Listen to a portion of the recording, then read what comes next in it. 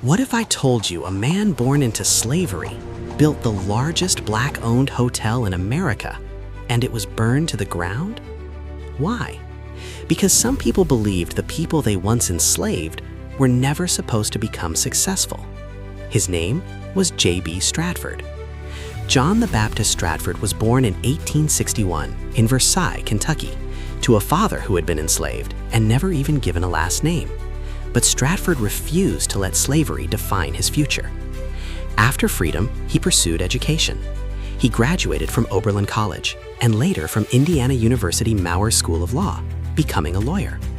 In 1899, he moved to Tulsa, Oklahoma, and helped build the thriving black community known as the Greenwood district. Many would later call it Black Wall Street. But Stratford had a dream. He once said, "I wanted to build something my people could be proud of, a place in Tulsa where we would always be welcomed." And on June 1st, 1918, that dream became reality. The Stratford Hotel opened its doors. It had 55 rooms, crystal chandeliers, dining halls, a saloon, and a barbershop.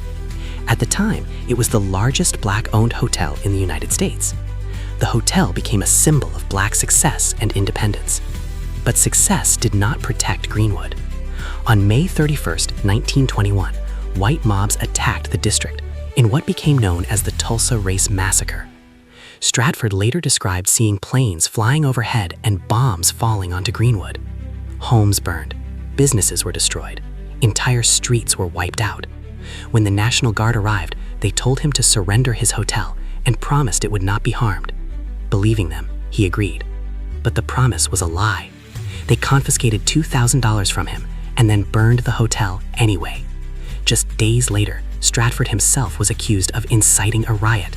The punishment could have been life in prison or even death. So he fled to Chicago and never returned to Tulsa again.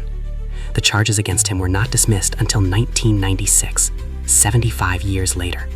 By the time the violence ended, the destruction was staggering. 35 blocks of Greenwood were gone. More than 1,200 homes were burned to the ground. Around 10,000 people were left homeless, and historians believe as many as 300 people were killed. Today, experts estimate the economic damage would equal more than $610 million, yet most of the families who lost everything were never compensated. This is the pain many black families went through simply because they wanted a better life for themselves. So here's the question. Why do you think stories like Black Wall Street were kept out of history books for so long? Like, share, and follow Ancient Stories, because the more we tell these stories, the harder they are to erase.